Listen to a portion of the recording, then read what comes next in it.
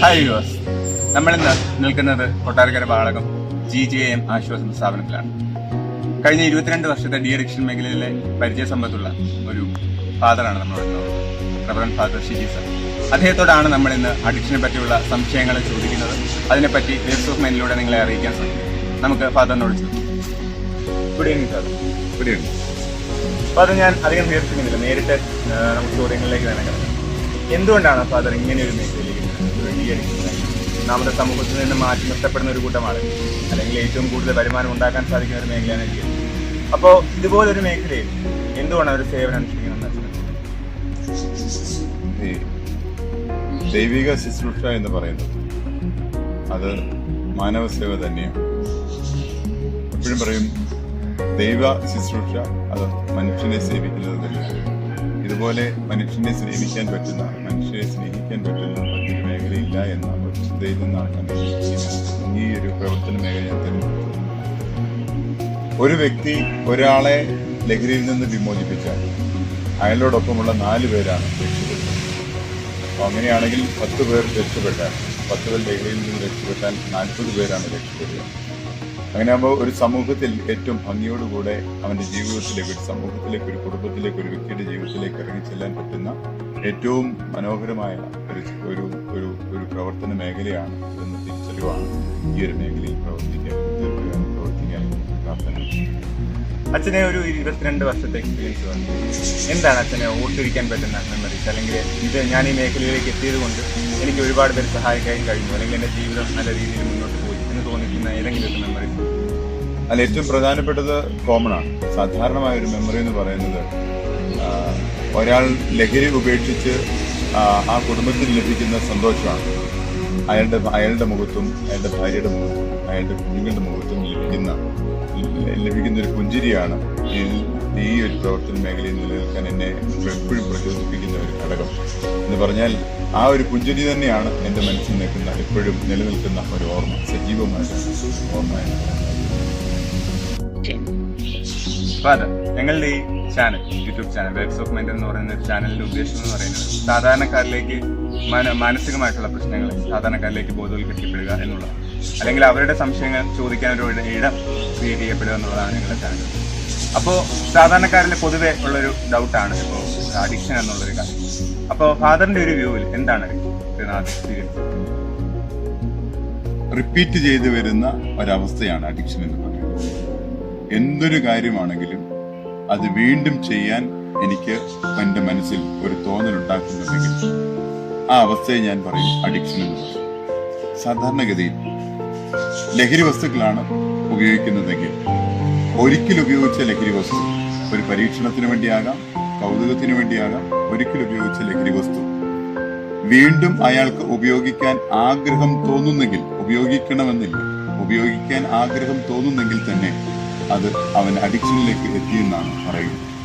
ഒരിക്കൽ ഒരു കൗതുകത്തിന് വേണ്ടി തുടങ്ങിയ ഒരു ശീലം അത് തെറ്റാണെന്ന് അറിഞ്ഞിട്ടും വീണ്ടും ആ ശീലം ചെയ്യാൻ, ആ ശീലത്തിലേക്ക് തന്നെ ചെയ്യാൻ അവനെ പ്രേരിപ്പിക്കുന്നുണ്ടെങ്കിൽ, മനസ്സിൽ അവനെ പ്രേരിപ്പിക്കുന്നുണ്ടെങ്കിൽ അത് അഡിക്ഷനാണ് എന്ന് പറയുന്നത്.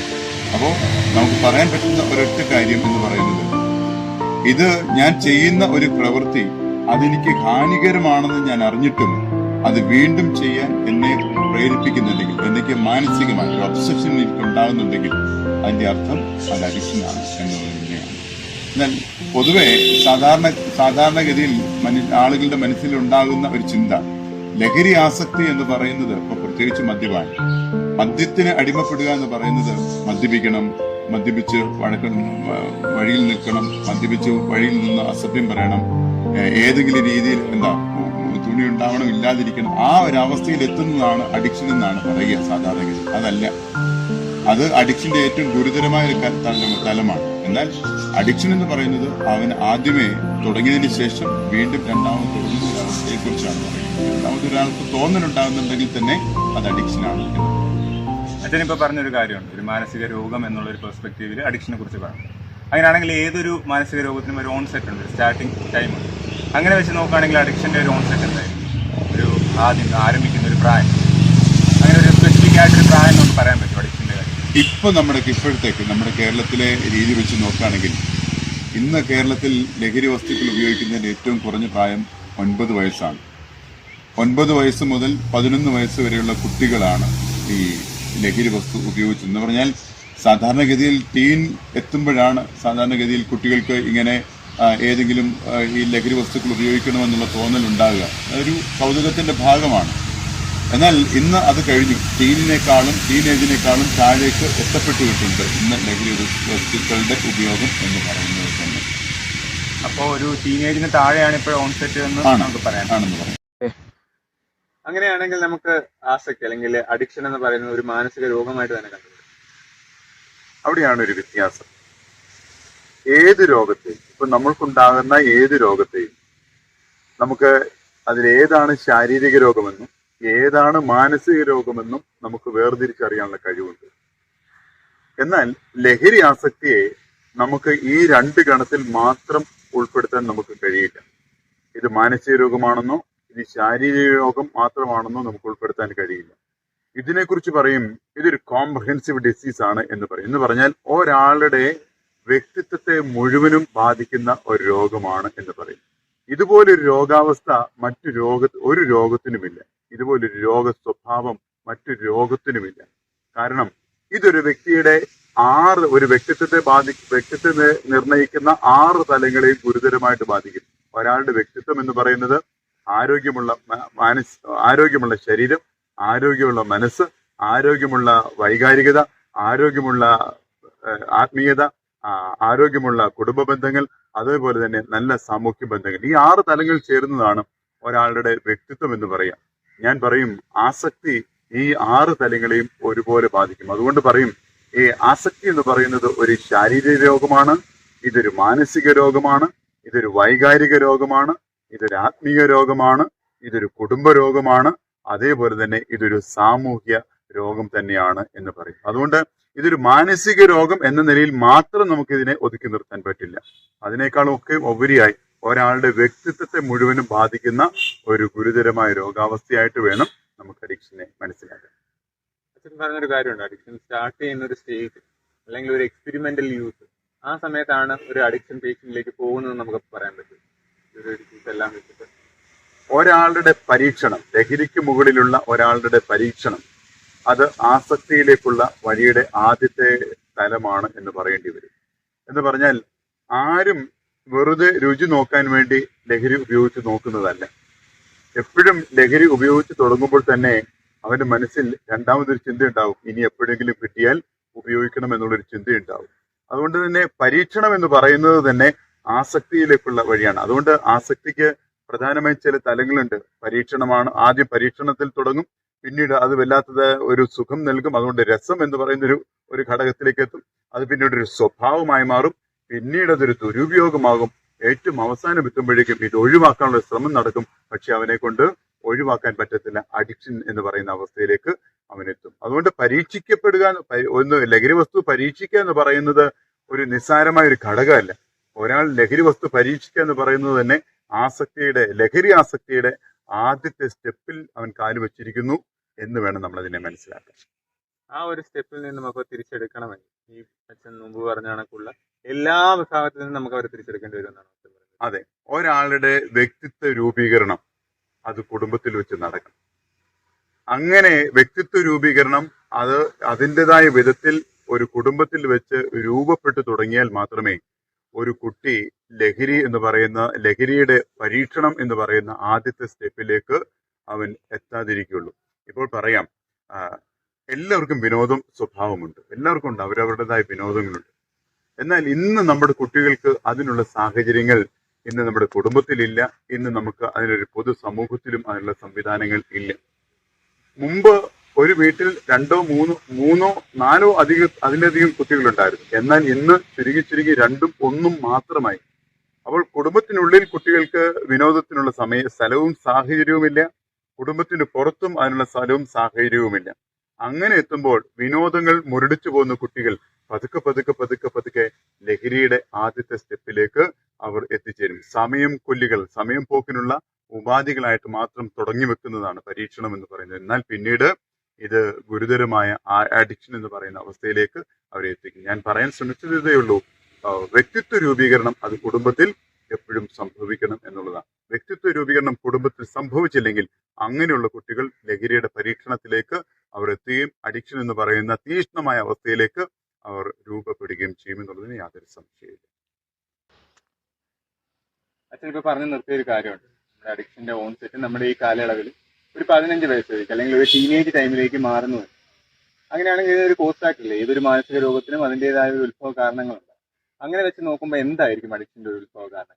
അത് മാത്രമല്ല, ഇത് എങ്ങനെ ഒരു അഡിക്ഷനിലേക്ക് ഒരു കുട്ടി അല്ലെങ്കിൽ ഒരാൾ അഡിക്ഷനിലേക്ക് എത്തി എങ്ങനെ കൂടുള്ളവർക്ക് മനസ്സിലാക്കാം? കാരണം കൂടെ താമസിക്കുന്ന ഒരാൾക്ക് അത് നോർമൽ ചേഞ്ചസ് ആയിട്ട് ചെയ്യും. മറ്റു മാനസിക രോഗങ്ങളെ പോലെ വലിയ വലിയ ലക്ഷണങ്ങൾ കാണിക്കണമെന്നുണ്ട്. അങ്ങനെയാണെങ്കിൽ എങ്ങനെ അവർക്ക് മനസ്സിലാക്കാൻ പറ്റും? എന്റെ സഹോദരൻ അല്ലെങ്കിൽ എന്റെ സഹോദരി അല്ലെങ്കിൽ എന്റെ ബന്ധു അവരൊരു അഡിക്ഷനിലാണെന്ന് അവർക്ക് എങ്ങനെ മനസ്സിലാക്കാൻ പറ്റും? കാലഘട്ടത്തിനനുസരിച്ചുള്ള ഒരു ചോദ്യമാണ് ചോദിച്ചത്. പൊതുസമൂഹത്തിനൊരു ധാരണയുണ്ട്, കുട്ടികൾ സമൂഹത്തിലിറങ്ങി സ്കൂളിലോ കോളേജിലോ എത്തുന്ന സമയത്ത് അവർ ഏതെങ്കിലും ലഹരി വസ്തു ഉപയോഗിക്കുന്ന സമയത്താണ് അവരിൽ അഡിക്ഷൻ ആരംഭിക്കുന്നത് എന്നൊരു ചിന്തയുണ്ട്. എന്നാൽ ഞാനതിന് നേരെ എതിരാണ് പറയുക. ഒരു കുട്ടി അവൻ സ്കൂളിൽ ചെല്ലുമ്പോൾ അല്ലെങ്കിൽ കോളേജ് പഠനകാലത്ത് അവനിൽ ആരംഭിക്കുന്നത് തന്നെ അഡിക്ഷൻ. അവനിൽ യഥാർത്ഥമായിട്ടും അഡിക്ഷൻ ആരംഭിക്കുന്നത് അവന്റെ കുടുംബത്തിൽ നിന്ന് തന്നെയാണ്. പക്ഷേ കുടുംബത്തിൽ ആരംഭിക്കുന്നത് അവന്റെ കെമിക്കൽ അഡിക്ഷൻ എന്നുള്ളതിനേക്കാളും അപ്പുറം അവനിൽ ആരംഭിക്കുന്നത് ബിഹേവിയറൽ അഡിക്ഷനാണ്. അപ്പോൾ എന്താണ് ബിഹേവിയറൽ അഡിക്ഷൻ എന്നൊരു ചോദ്യമുണ്ട്. അവിടെയാണ് നമ്മൾ കുട്ടികളെ മനസ്സിലാക്കേണ്ടത്. നമ്മുടെ കുടുംബത്തിൽ നമ്മുടെ പ്രിയമുള്ള മാതാപിതാക്കൾ കുട്ടികളെ മനസ്സിലാക്കേണ്ടത് അവിടെയാണ്.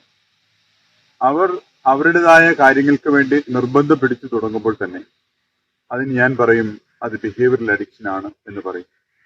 സ്വന്തം മാതാപിതാക്കളെ മനസ്സിലാക്കാതെ, സ്വന്തം കുടുംബത്തിന്റെ സാഹചര്യങ്ങളെ മനസ്സിലാക്കാതെ അവർ അവരുടേതായ കാര്യങ്ങൾക്ക് വേണ്ടി നിർബന്ധം പിടിച്ചു തുടങ്ങുമ്പോൾ ആ നിർബന്ധ ബുദ്ധിയാണ് അഡിക്ഷനിലേക്കുള്ള ആരംഭമെന്ന് നമുക്ക് പറയേണ്ടതായിട്ട് വരും. അപ്പോൾ നമ്മൾ കുട്ടികളെ ഒന്ന് ശ്രദ്ധിച്ചാൽ മതി. ഒരു കുടുംബത്തിൽ, നല്ലൊരു മനോഹരമായ ഒരു കുടുംബത്തിൽ വളരുന്ന മാതാപിതാക്കൾക്ക് വളരുന്ന ഒരു കുട്ടി, അവൻ പതുക്കെ പതുക്കെ അവന്റെ തലമുടിയുടെ രീതികൾ മാറുന്നുണ്ടെങ്കിൽ, തലമുടി വെട്ടുന്ന ഫാഷന്റെ രീതികൾ മാറുന്നുണ്ടെങ്കിൽ ഞാൻ പറയും അത് ഫാഷൻ അഡിക്ഷൻ ആണ് എന്ന് പറയും. എന്ന് പറഞ്ഞാൽ കുട്ടികളെ ഒന്ന് ശ്രദ്ധിച്ചു നോക്കിയാൽ മതി. സൗന്ദര്യം വർദ്ധിപ്പിക്കുക എന്നുള്ളതിനേക്കാളും അപ്പുറമായി എത്രമാത്രം വികൃതമാകാമോ അത്രമാത്രം വികൃതമാകുക, അതാണ് ഇന്നത്തെ ഒരു ട്രെൻഡ് എന്ന് പറയുന്നത്. അപ്പോൾ കുട്ടികൾ അവരുടെ സൗന്ദര്യ ബോധം നഷ്ടപ്പെട്ട് ഇത്തരത്തിലുള്ള വൈകൃത രൂപങ്ങളിലേക്ക് അവർ മാറുന്നുണ്ടെങ്കിൽ, അത് തലമുടിയുടെ കാര്യത്തിൽ ആണെങ്കിലും ശരി, ഡ്രസ്സിന്റെ കാര്യത്തിലാണെങ്കിലും ശരി, ഡ്രസ്സ് മറ്റൊരു ഫാക്ടറാണ് ഫാഷൻ അഡിക്ഷൻ്റെ. ഇപ്പോൾ നമ്മുടെ രീതിക്കും നമ്മുടെ സംസ്കാരത്തിനും നമ്മുടെ ചുറ്റുപാടിനും ഒക്കെ ചേരുന്ന, നമ്മുടെ കാലാവസ്ഥയ്ക്കും പ്രകൃതിക്കും ഒക്കെ ചേരുന്ന ഒരു വസ്ത്രധാരണ രീതിയാണ് നമ്മുടെ കേരളത്തിനുള്ളത്. എന്നാൽ അതിൽ നിന്ന് വിഭിന്നമായി അവർ എവിടേക്കോ കാണുകയും കേൾക്കുകയും മനസ്സിലാക്കുകയും ചെയ്ത കാര്യങ്ങൾ ആ വിധത്തിലേക്ക് അവരുടെ ഡ്രസ്സിംഗ് രീതി മാറുന്നുണ്ടെങ്കിൽ ഞാൻ പറയും അത് ഫാഷൻ അഡിക്ഷൻ ആണ് എന്ന് പറയും. അതേപോലെ തന്നെയാണ് കുട്ടികളുടെ ആഹാര രീതി. ഇന്ന് കുട്ടികൾക്ക് സ്വന്തം വീട്ടിലുണ്ടാക്കുന്ന ആഹാരം വേണ്ട. അതിനുപരിയായി കുട്ടികൾക്ക് വീടിന് പുറത്തുള്ള ആഹാരമാണ് അവർക്ക് ഇഷ്ടം. ഫാസ്റ്റ് ഫുഡോ അല്ലെങ്കിൽ ഹോട്ടൽ ഫുഡോ അതാണ് അവർക്ക് ഇഷ്ടം. അപ്പോൾ ചെറിയൊരു വീട്ടിലെ പാർട്ടി നടന്നാൽ പോലും അവർ വീടിന് പുറത്തുള്ള ആഹാരത്തിനാണ് അവർ പ്രാമുഖ്യം കൊടുക്കുക. അമ്മയുടെ ആഹാരം, അമ്മയുടെ രുചിക്ക്, ആ കുട്ടികൾ അത്ര പ്രാധാന്യം കൊടുക്കുന്നില്ല. ഞാൻ അവിടെ പറയും അവർ ഫുഡ് അഡിക്ഷനിലേക്ക്, ചിലതരം രുചികളിലേക്ക് കുട്ടികൾ വഴിമാറി എന്ന് പറയും. ഇനി കുട്ടികളുടെ റൂമിലേക്ക് നമുക്ക് പോയി നോക്കാം. അവിടെ അവർ വാങ്ങിക്കൂട്ടിയിരിക്കുന്നത്, ഓൺലൈൻ ഷോപ്പിങ്ങിൽ കൂടെ അവർ വാങ്ങിക്കൂട്ടിയിരിക്കുന്നത് അധികവും അവർക്ക് ആവശ്യമുള്ളതിനേക്കാളും ആവശ്യമില്ലാത്ത വസ്തുക്കളാണ് അവർ വാങ്ങിച്ചു കൂട്ടിയിരിക്കുക. ഇതെവിടെ നിന്ന് കിട്ടി അവർക്ക് ഈ ശീലം? അവർ ഒരു ഓൺലൈൻ ഷോപ്പിംഗ് എന്ന് പറയുന്ന ഒരു അഡിക്ഷനിലേക്ക് അവർ എത്തിയിരിക്കുന്നു. അതിനേക്കാളും ഗുരുതരമായ സംഗതി എന്ന് പറയുന്നത് അവർ പതുക്കെ പതുക്കെ സ്ക്രീൻ അഡിക്ഷനിലേക്ക് എത്തിത്തുടങ്ങി എന്നുള്ളതാണ്. ഏതെല്ലാം സ്ക്രീനുകളാണ് എന്നൊരു ചോദ്യമുണ്ട് ഇവിടെ. 3 തരം സ്ക്രീനുകളാണുള്ളത്. ഒന്ന് മെഗാ സ്ക്രീനാണ്. അതാണ് നമ്മുടെ തിയേറ്റർ സംവിധാനം എന്ന് പറയുന്നത് മെഗാ സ്ക്രീൻ ആണെന്ന് പറയുക. 2 മീഡിയം സ്ക്രീനാണ്. നമ്മുടെ TV, കമ്പ്യൂട്ടർ, ലാപ്ടോപ്പ് എന്നൊക്കെ പറയുന്നത് നമ്മുടെ മീഡിയം സ്ക്രീനുകളാണ്. 3 മൈക്രോ സ്ക്രീനാണ്. അതാണ് 6 ഇഞ്ചും 10 ഇഞ്ചും വലിപ്പമുള്ള നമ്മുടെ മൊബൈൽ ഫോൺ അല്ലെങ്കിൽ അതുപോലെയുള്ള സംവിധാനങ്ങളൊക്കെ പറയുന്നത് ഈ മൈക്രോ സ്ക്രീൻ എന്ന് പറയുന്ന ഗണത്തിൽ വരിക. നമ്മുടെ കുട്ടികൾ അധികപക്ഷവും മെഗാ സ്ക്രീനിനേക്കാളും മീഡിയം സ്ക്രീനിനേക്കാളും അപ്പുറമായി ഈ ഈ മൈക്രോ സ്ക്രീനിലാണ് കുട്ടികൾ ഏറ്റവും കൂടുതൽ അടിമപ്പെട്ടു പോവുക. എങ്ങനെയാണ് കുട്ടികൾ ഈ മൈക്രോ സ്ക്രീൻ അഡിക്ഷനിലേക്ക് എത്തുക? കുട്ടികൾ മുലപ്പാലിന്റെ കൂടെ ചേർത്ത് ഉപയോഗിക്കുന്നതാണ് ഈ മൊബൈൽ ഫോൺ എന്ന് പറയുക. പണ്ടൊക്കെ അമ്മമാർ മറ്റ് പക്ഷികളെ കാണിച്ച്, മൃഗങ്ങളെ കാണിച്ച്, വൃക്ഷങ്ങളെ കാണിച്ച്, അമ്പിളിമാമനെ കാണിച്ചിട്ടൊക്കെയാണ് ആഹാരം കൊടുക്കുക. എന്നാൽ ഇന്നത്തെ അമ്മമാർ കുട്ടികൾക്ക് ആഹാരം കൊടുക്കുന്നത് പോലും മൊബൈൽ ഫോണിൽ കാർട്ടൂൺ കാണിച്ച് അല്ലെങ്കിൽ മറ്റെന്തെങ്കിലും ഗെയിം കാണിച്ചിട്ടാണ് അവർ ആഹാരം കൊടുക്കുക. അപ്പോൾ ഒരു കുട്ടി മുലപ്പാലിനോടൊപ്പം തന്നെ അവന്റെ മനസ്സിലേക്ക് മുലപ്പാൽ അവന്റെ ശരീരത്തിന് പോകുന്നുവെങ്കിൽ ഇവൻ കാണുന്ന ഈ മൊബൈൽ ഫോൺ എന്ന് പറയുന്നത് അവന്റെ മനസ്സിനകത്തേക്കാണ് പോകുക. അപ്പോൾ കുട്ടികൾക്ക് വീടിനുള്ളിൽ വെച്ച് മാതാപിതാക്കളിൽ നിന്ന് തന്നെയാണ് ബിഹേവിയറൽ അഡിക്ഷൻ തുടങ്ങുക. ഞാനിവിടെ ചേർത്ത് പറയാൻ ശ്രമിക്കുന്നത്, കുടുംബത്തിൽ വെച്ച് ബിഹേവിയറൽ അഡിക്റ്റഡ് ആയിട്ടുള്ള കുട്ടിയാണ് കുടുംബത്തിന് പുറത്തേക്ക് പൊതുസമൂഹത്തിലേക്ക് എത്തുമ്പോൾ ഏതെങ്കിലും വിധത്തിലുള്ള കെമിക്കൽ അഡിക്ഷനിലേക്ക് എത്തുന്നു എന്ന് പറയുന്നത്. ഇനി എങ്ങനെയാണ് ഇത് തിരിച്ചറിയാൻ പറ്റുക? കുട്ടികളിൽ എങ്ങനെയാണ് അവർ അഡിക്റ്റഡ് ഏതെങ്കിലും ബിഹേവിയറൽ അഡിക്ഷനിലേക്ക് പോകുന്നുണ്ടോ എന്ന് നമുക്ക് മനസ്സിലാക്കാൻ പറ്റുന്നത് എങ്ങനെയാണ്? ഞാൻ ആദ്യമേ പറഞ്ഞു നിർത്തിയതുപോലെ അവരവരുടേതായ കാര്യങ്ങൾക്ക്, അത് ഫുഡിന്റെ കാര്യത്തിലാകാം, ഫാഷന്റെ കാര്യത്തിലാകാം, ഷോപ്പിങ്ങിന്റെ കാര്യത്തിലാകാം, സ്ക്രീനിന്റെ കാര്യത്തിലാകാം, ഏതെങ്കിലും കാര്യത്തിൽ അവർ വല്ലാത്ത നിർബന്ധം കാണിച്ചു തുടങ്ങുന്നുണ്ടെങ്കിൽ അപ്പൻ മാതാപിതാക്കളുടെ നിർദ്ദേശങ്ങൾക്ക് അപ്പുറമായിട്ട് അവർ നിർബന്ധം കാണിച്ചു തുടങ്ങുന്നുണ്ടെങ്കിൽ നമുക്ക് അനുമാനിക്കാം അവർ അഡിക്ഷനിലേക്ക് എത്തിത്തുടങ്ങിയിട്ടുണ്ട് എന്ന് മനസ്സിലാക്കാം. ഇനി കെമിക്കൽ അഡിക്ഷനിലേക്ക് എത്തപ്പെട്ട കുട്ടികളിൽ അതിനോട് അനുബന്ധമായ ചില വ്യത്യാസങ്ങൾ കാണാറുണ്ട്. അത് പ്രത്യേകിച്ച് ചില ശാരീരിക മാറ്റങ്ങൾ അവർക്കുണ്ടാകാറുണ്ട്. അവരുടെ ശരീരത്തിൽ കണ്ണുകൾക്ക് ഇളം ചുവപ്പ് നിറമുണ്ടാകുക, അല്ലെങ്കിൽ അവരുടെ ശരീരം ഫാറ്റിയായിരുന്ന കുട്ടി പെട്ടെന്ന് തന്നെ ശോഷിച്ചു തുടങ്ങുക, ആഹാരത്തോടുള്ള താല്പര്യം കുറയുക,